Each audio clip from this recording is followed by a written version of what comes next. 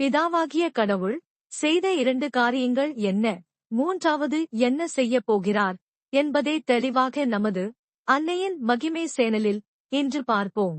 கடவுள் பூமியை உருவாக்கி அனைத்தையும் படைத்துவிட்டு இறுதியில் தன்னைப் போலவே தன் சாயலில் மண்ணில் மனிதனையும் படைத்தார். அவனுக்கு துணையாக அவனது விலா எலும்பிலிருந்து ஒரு பெண்ணையும் படைத்தார். அவர்கள் இருவரும் சந்தோஷமாக இருக்க ஒரு ஏதேன் தோட்டத்தை உருவாக்கி அதில் அவர் படைத்த அனைத்தையும் மனிதனை ஆளும்படியாக இந்த தோட்டத்தில் இருக்க செய்தார். பின்பு அவர்கள் கடவுளுக்கு கீழ்ப்படியாமல் கடவுள் சொல்லுக்கு எதிராக நடந்ததால் ஏதேன் தோட்டத்தில் இருந்து மனிதன் விரட்டி எடுக்கப்பட்டார். கடவுளின் பார்வையில் இருந்து விலகிய மனிதன் நாளுக்கு நாள் பாவத்திற்கு மேல் பாவம் செய்து கொண்டே இருந்தான். இதை பார்த்துக் கொண்டிருந்த கடவுள் மனிதன் மீது கடும் கோபம் கொண்டார். அந்த கோபத்தின் முடிவு உலகத்தையே அழிக்க முடிவு செய்தார். ஆனால் பூமியில் ஒரே ஒருத்தர் மட்டும் கடவுளுக்கு கீழ்ப்படிந்து கடவுளுக்கு உகந்த மனிதனாக வாழ்ந்து வந்தார். அவர்தான் நோவா. அவரிடம் கடவுள், நோவாவே, மக்கள் அனைவரும் பாவத்தில் மூழ்கி என் சொல்லுக்கு புறம்பாக நடந்து கொண்டிருக்கிறார்கள்.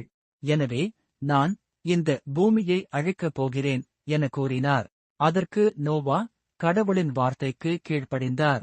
பின்பு கடவுள் நோவாவிடம், நீ எனக்கு விருப்பமானவன், ஆகையால் இந்த அழிவில் இருந்து உன்னை காப்பேன் என்று கூறி ஒரு பெரிய பேழையை செய்யச் சொல்லி அதில் அனைத்து உயிரினங்களையும் ஒரு ஜோடியாக ஏற்றச் சொல்லி நோவா குடும்பத்தாரையும் அதில் ஏறச் செய்து கதவை அடைக்கச் சொன்னார். பின்பு மழையை வரவழைத்து அனைத்து உயிரினங்களையும் மனிதர்களையும் தண்ணீரில் மூழ்கச் செய்து பூமியில் உள்ள அனைத்தையும் அழித்தார். இது தனக்கு விரோதமாக நடந்தவர்களை அழித்தும் தனக்கு ஏற்புடையவரை காப்பாற்றியும் அவர் சந்ததியை பெருக்கச் செய்தார். இதுவே கடவுள் செய்த முதல் காரியம். கடவுள் செய்த இரண்டாவது காரியம் என்ன? அதாவது கோபத்தில் நோவாவை தவிர உலகத்தையே அழித்த கடவுள் நோவாவிற்கு இனிமேல் தண்ணீரால் உலகை அழிக்க மாட்டேன் என்ற வாக்குறுதியை அளித்து அதற்கு வானவில்லை அடையாளமாகத் தந்தார். பின் நோவாவின் சந்ததி பழுகிப் பெருகினர்.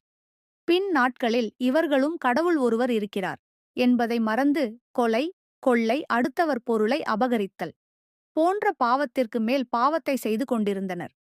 இதை பார்த்துக் கொண்டிருந்த கடவுள், மனிதன் எவ்வாறு வாழ வேண்டும் என்று தெரியாமல் வாழ்ந்து கொண்டிருக்கிறான். அதனால் மனிதன் எவ்வாறு வாழ வேண்டும் என்று வாழ்ந்து காட்டி மனிதனை பாவத்திலிருந்து மீட்க வேண்டும் என முடிவெடுத்து கடவுளே மனிதனாக கன்னிமரியாள் வழியாக இயேசு கிறிஸ்துவாக இந்த பூமியில் அவதரித்தார். கடவுளுக்கு உகந்தவராக வாழ்ந்தால் என்னென்ன செய்யலாம் என பல அற்புதங்களை செய்து காட்டினார். நோய்களை குணமாக்கினார், பேய்களை ஓட்டினார், இறந்தோரை உயிர்ப்பித்தார்.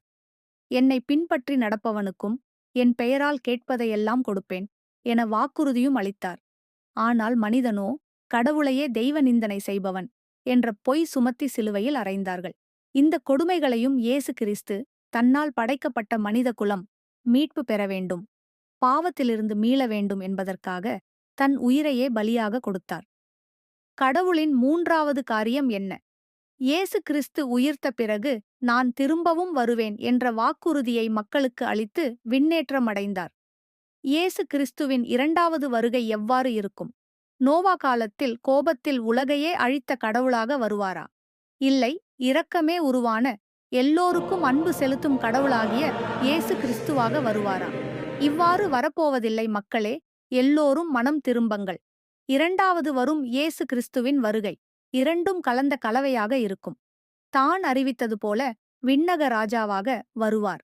மண்ணுலகத்திற்கு தீர்ப்பளிக்கும் நடுவராக வருவார். தீயோரை இரக்கமே இல்லாமல் அக்கினியில் தள்ளுவார். நல்லோரை அன்போடு அரவணைத்து தன் ராஜ்யத்திற்கு அழைத்துச் செல்வார். மக்களே, மனம் திரும்புங்கள். இயேசு கிறிஸ்துவின் வருகை கண் இமைக்கும் நொடிக்குள் நடந்து முடிந்துவிடும். நாம் எல்லோரும் இயேசு கிறிஸ்துவின் ராஜ்யத்தில் நுழைய தயாராக இருப்போம்.